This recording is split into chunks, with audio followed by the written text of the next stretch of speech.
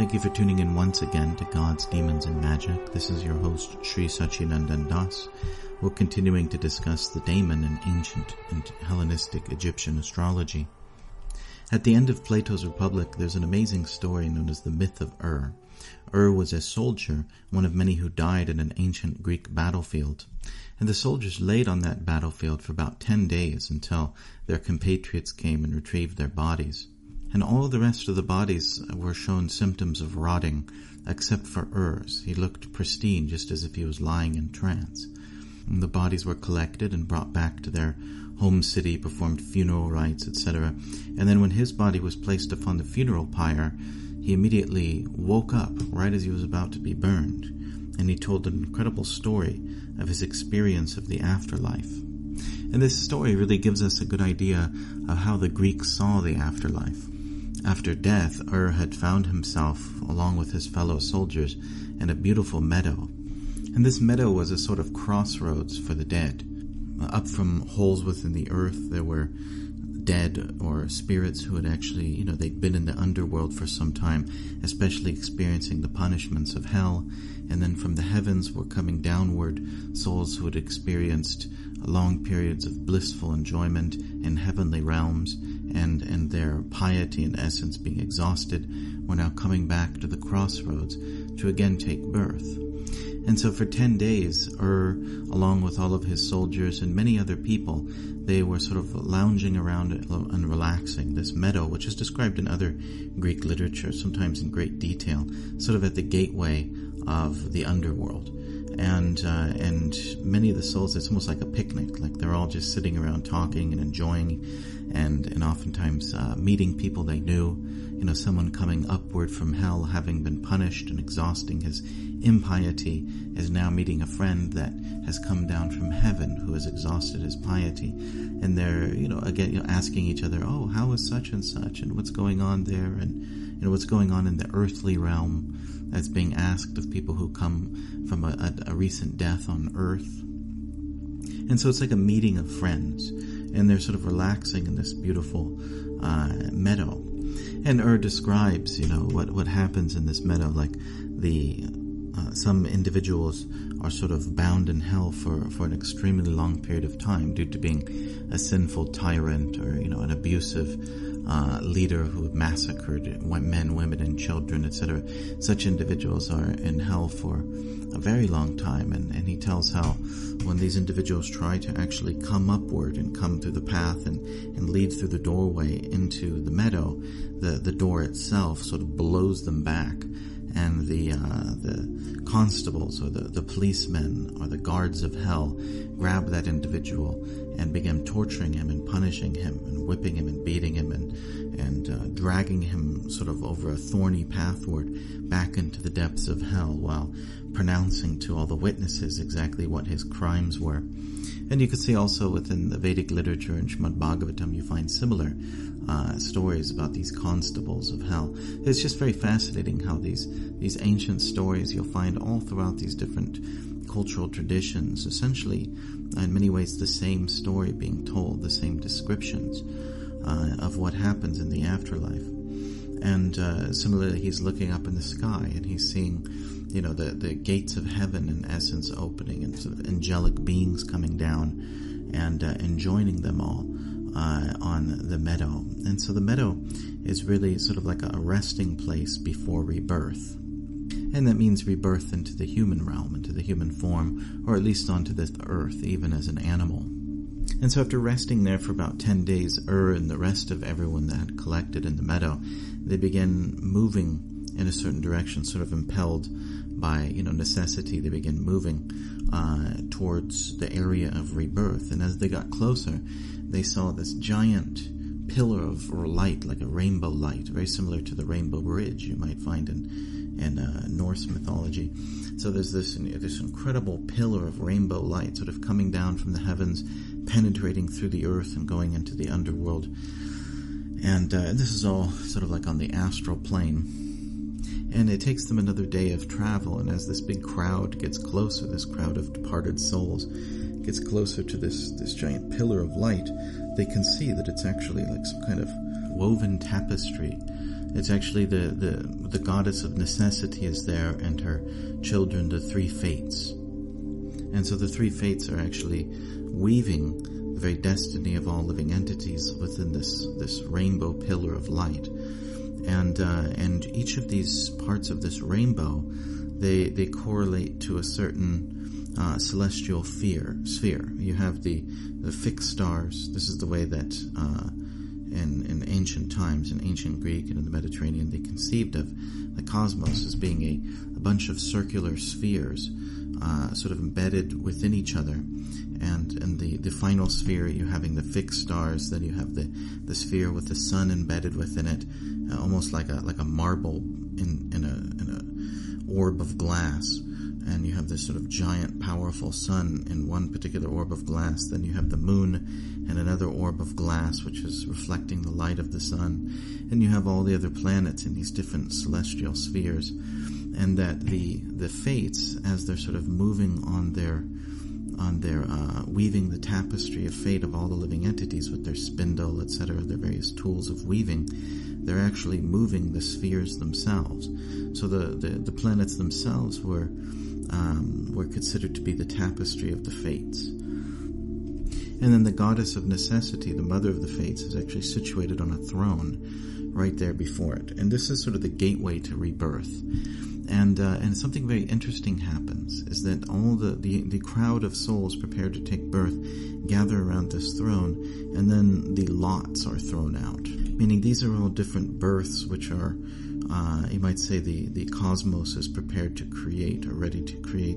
And all these living beings, or these soon to take birth, they all choose a particular life. They choose a particular lot. And Plato goes into great detail about what is the mentality of these different people.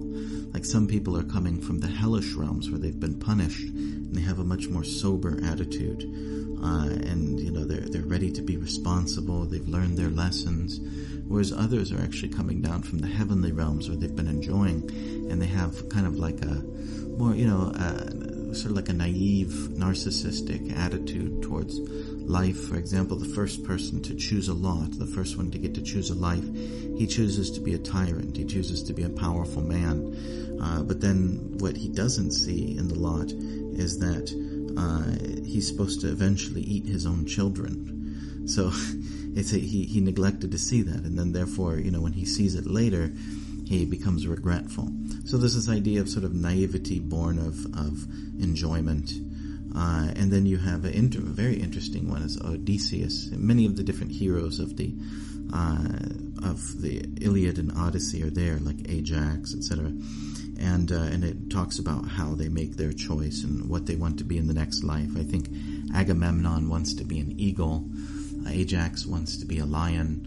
Like, basically, these individuals that suffered tremendously in the human form of life, they're done with it. Like, they're disgusted, and they just want to be simple animals, and sort of get away from the complexities and disturbances of human life. And whereas Odysseus, who of course is a hero glorified for his wisdom, he's actually the last to choose his lot, and he chooses a life of, he's actually looking through a big pile of lives till he can find the one that he wants, and he's looking for just a peaceful life, just to be a normal, simple, peaceful man with no complexities of life, no disturbance, and he more or less keeps to himself like a philosopher. He's looking for the introspected philosopher's life, and he even comments after getting it that I would choose this if I had gotten the first lot. And so it really shows, everything that he's learned through his experience in the Odyssey has culminated in this desire for a peaceful, introspective life,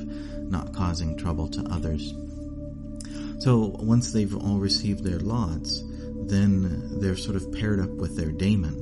Like, a daemon steps forward who will then sort of be in charge of that particular life. And they pass beneath the throne of this goddess of necessity. And they begin moving downward into this sort of desolate valley where they get to the river. And this is the river Leith, which is the river of forgetfulness. And if you drink of this river, then all of your memories of your previous life they vanish.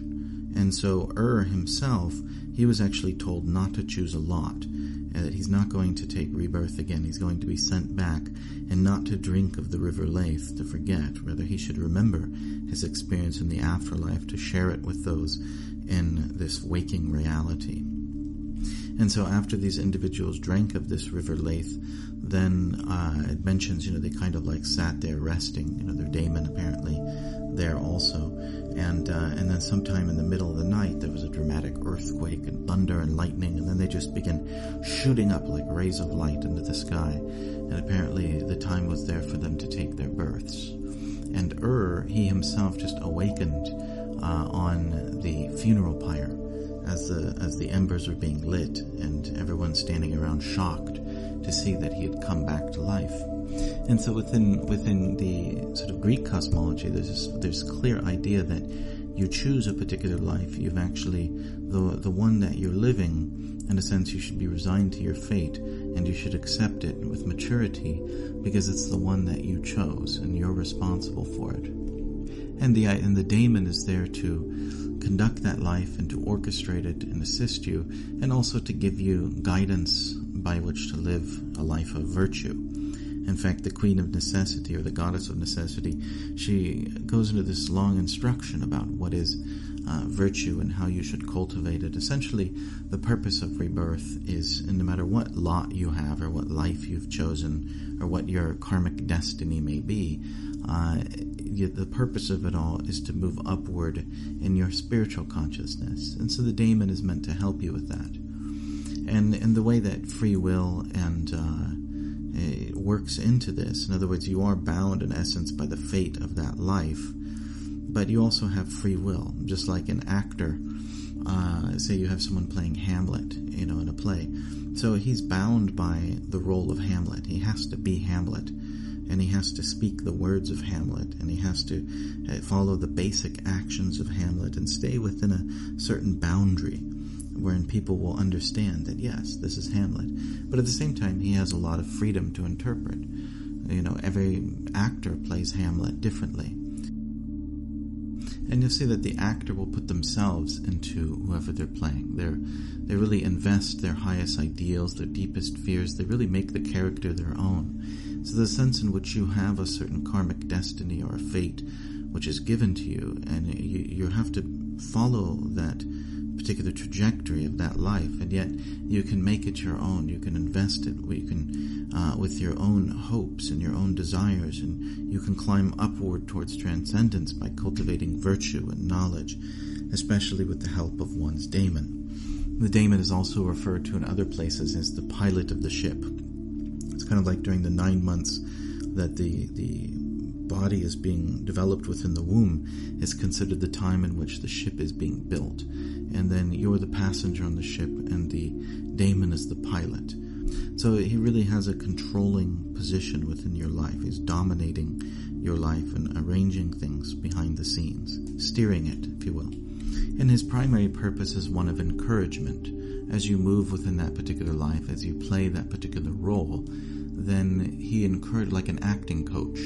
He wants you to, say there's someone playing Hamlet, and you have the acting coach is really trying to bring out a more virtuous Hamlet. He's trying to encourage sort of a divine inspiration with the actor to take it to an entirely new level. So the daemon is really there sort of encouraging you and trying to bring out that virtue within you and trying to utilize that particular experience of life in which you're bound to make spiritual advancement. And this particular daemon may stay with you for just that one life, or he may stay with you for many, many lives, depending on the choices you make. So say for example, you're due to be bound in a particular body. You're going to take on a particular life. You're going to live that life according to the conditions of fate which conduct it. And it's a life of misery. It's a life of suffering. It's a life of struggle. Maybe you're a poor man working on a dock, trying to raise children after his wife has died, or something like that.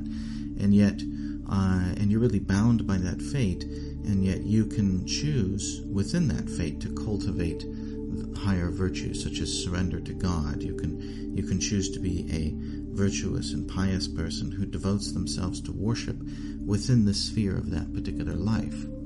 And therefore, if you make that choice and have that intention, a particular daemon will come with you.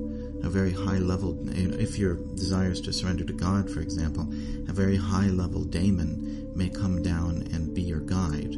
And then that daemon will stay with you, say in the next life. If you choose to continue to cultivate that path of surrender, then that daemon will remain with you, and he'll help you again and again and again.